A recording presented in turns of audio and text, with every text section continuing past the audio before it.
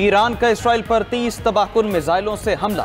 Haifa में जबरदस्त धमाके, 2 इमारतों में आग भड़क उठी। ईरानी मिसाइलों ने राफेल मिलिट्री कंपनी को तबाह कर दिया। ईरानी फौज का कहना है इसराइल में अहम अहदाफ को निशाना बनाने में कामयाब हो गए। इसराइली वज़ीर आज़म नेतन्याहू के घर पर भी बमबारी।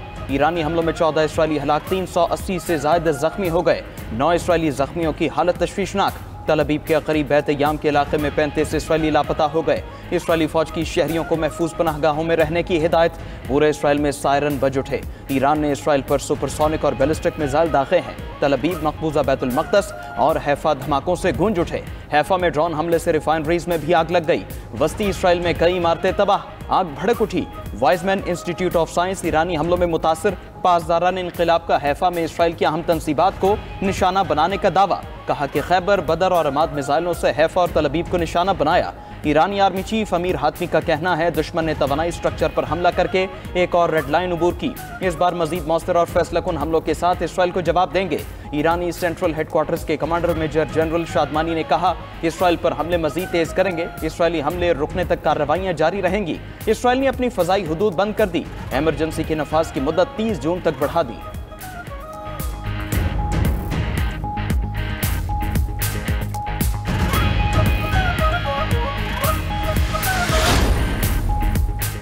इसराइली हमले में ईरानी इंटेलिजेंस चीफ जनरल काज़मी शहीद। इसराइल ने ईरान के मजीद 5 एटमी साइंसदान शहीद कर दिए। शहीद ईरानी एटमी साइंसदानों की तादाद 14 हो गई।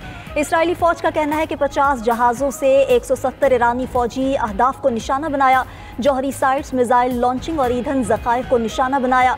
वस्ती तेहरान में पार्लियामेंट के करीब भी धमाके। ईरानी फ़ज़ाइया और पासदारान इनकलाब के हेडक्वार्टर्स को निशाना बनाया गया।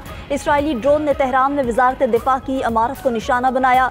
Defence research and innovation organisation के हेडक्वार्टर्स पर भी हमला। इसराइली बमबारी से ईरान में तेल के 2 डिपो तबाह, एक में आग लग गई। मगरबी ईरान में जेर ज़मीन मकाम को क्लस्टर बमों से निशाना बनाया गया। इसराइली हमलों में 128 ईरानी शहीद, 900 जख्मी हो चुके। इसराइल ने ईरानी शहरियों के लिए हंगामी इनखला का पैगाम भी जारी कर दिया। कहा कि आम ईरानी शहरी अस्करी तंसीबात से दूर रहें। हसास इलाकों में मौजूदगी पर ईरानियों की जिंदगी को खतरा होगा।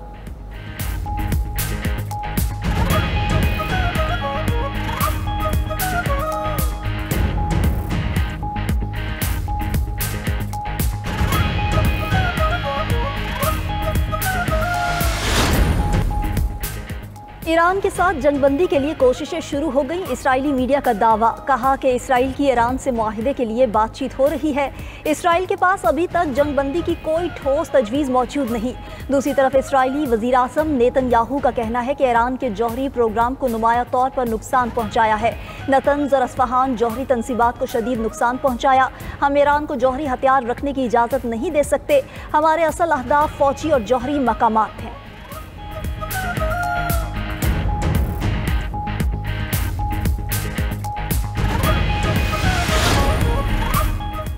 ईरान का इसराइली शहरियों के लिए जवाबी पैगाम जारी। ईरानी पैगाम में इसराइलियों को कहा गया कि आप जल्द ही तबाहकुन ताकत के मिसाइल हमले का निशाना बनेंगे। इसराइली शहरी असलहा प्लांट्स और एटमी तंसीबात से दूर रहें। इसराइली फौजी तहकीकी इदारों और रिफाइनरीज वाले इलाकों से निकल जाएं। इसराइली फौरी तौर पर अपना मुल्क छोड़ दें। इसराइलियों के पास अपनी जान बचाने का यही वाहिद तरीका है। ईरानी हुकाम ने इब्रानी ज़बान में जवाबी वार्निंग जारी की। इससे पहले इसराइल ने ईरानियों को फारसी ज़बान में पैगाम जारी किया था।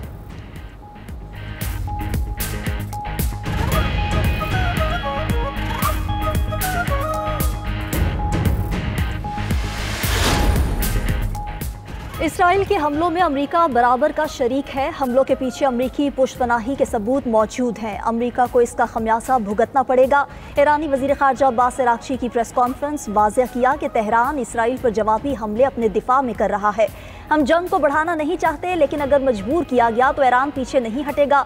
एटमी तंसीबात और तवानाई के ढांचों पर हमले जंग को खलीज फारिस तक ले आए हैं। अब्बास अराग़ची मजीद बोले कि इसराइल ने हमला करके जौहरी मुज़ाकरात सबोताश किए। यूरेनियम की अफजोदगी 60% से ज़्यादा करने का अमल जारी रहेगा। किसी ऐसे मुआहिदे का हिस्सा नहीं बनेंगे जो पुरअमन जौहरी तवानाई के हसूल से रोके।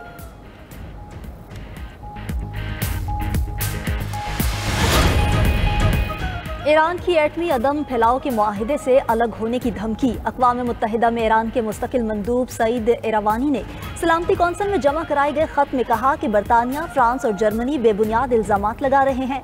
अगर ये तीनों ममालिक ईरान पर पाबंदियां बहाल करने की कोशिशों में मसरूफ रहे तो ईरान एटमी अदम फैलाव के मुआहिदे NPT से दस्तबरदार हो जाएगा। मगरबी इक़दामात का मुतनासिब जवाब दिया जाएगा।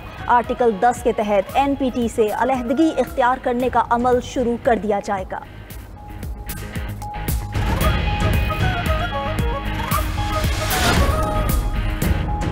ईरानी फौज ने बरतानवी बहरिया के डिस्ट्रॉयर जहाज को खलीज फारिस में दाखिले से रोक दिया। कहा कि ब्रिटिश नेवी का जहाज इसराइली मिसाइलों की रहनुमाई के लिए खलीज फारिस आना चाहता था। उधर अमरीकी इंतजामिया ने जंग में शामिल होने की इसराइल की दरखास्त मुस्तरद कर दी। साथ ही अमरीका ने यूक्रेन से मिसाइल दिफाई निज़ाम मशरक़ वस्ता मुंतकिल कर दिया। वज़ीर दिफा पीट हेग्सेथ ने तस्दीक करते हुए कहा कि खित्ते में अपने लोगों को बचाने के लिए तमाम तर वसाइल इस्तेमाल करेंगे। बरतानवी वज़ीर आज़म कीयर स्टारमर का अपने जंगी तैयारे मशरक़ वस्ता में तैनात करने का फैसला। कहा फौजी असासे मुंतकिल करने का मकसद किसी भी मुमकिन सूरत हाल से निपटने के लिए तैयार रहना है। उधर G7 इजलास में ईरान इसराइल तनाज़े पर 4 निकाती इत्तेफाक राय की कोशिश। जर्मन चांसलर का कहना है ईरान एटमी हथियार न बनाए, ये पहला उसूल होगा।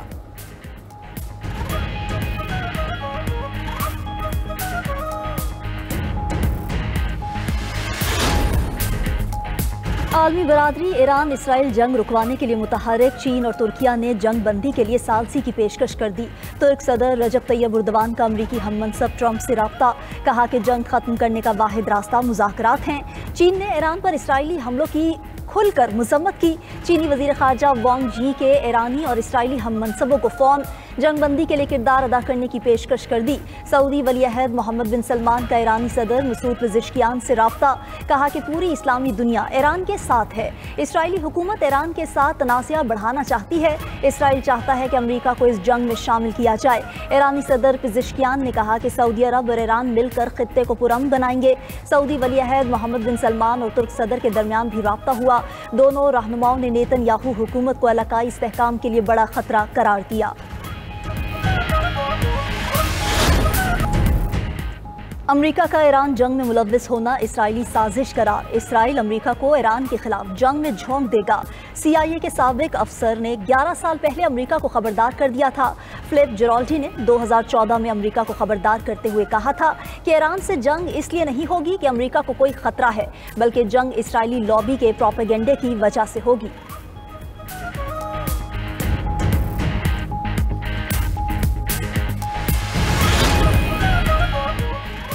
ईरान मुज़ाकरात की मेज़ पर था। ट्रंप ने नेतन्याहू के साथ मिलकर साजिश की। ईरानी मुबस्सिर ने बरतानवी TV के हक़ाइक़ मुस्तरद करने की कोशिश की। बेनकाब कर दी है। प्रोफेसर मोरदी ने बरतानवी TV के एंकर से कहा हक़ाइक़ मस्त करने की कोशिश ना करें, आपकी हुकूमत और मीडिया बेनकाब हो चुका है। यूरेनियम अफजोदगी पर अमरीका का मौक़िफ़ पहले कुछ और था।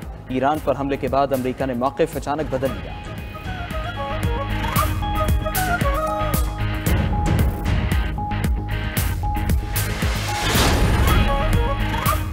भारतीय शहर की दरनाथ में हेलीकॉप्टर गिरकर तबाह, 7 अफराद हलाक हो गए। भारतीय मीडिया के मुताबिक हेलीकॉप्टर देहरादून से केदारनाथ जा रहा था। हादसा खराब मौसम के बायस पेश आए। लाशें अस्पताल मुंतकिल कर दी गईं।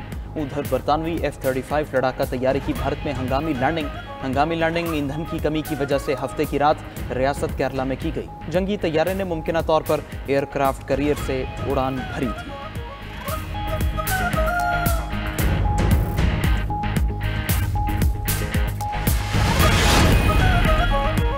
भारत के शहर पुणे में पुल गिरने से 6 सयाह हलाक, 25 लापता हो गए। भारतीय मीडिया के मुताबिक पुल गिरने से 25 अफराद नदी में बह गए।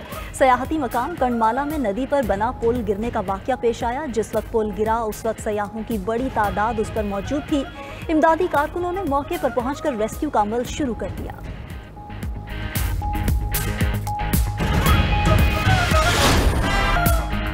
वाशिंगटन में अमेरिकी फौज की 250वीं सालगिरह की शानदार परेड सदर ट्रंप, वज़ीर दिफा पीट हेग्सेथ और दीगर आला फौजी हुकाम शरीक हुए। 7000 फौजी एहलकार और 150 से ज़ायद फौजी गाड़ियां परेड में शामिल। मुख्तलिफ अस्करी दस्तों, जदीद हथियारों और तैयारों की नुमाइश की गई। सदर ट्रंप ने बुलेट प्रूफ शीशे के पीछे से परेड का नज़ारा किया। ट्रंप ने अमेरिकी फौजियों को खिराज अकीदत पेश किया और उनकी बहादुरी की तारीफ की।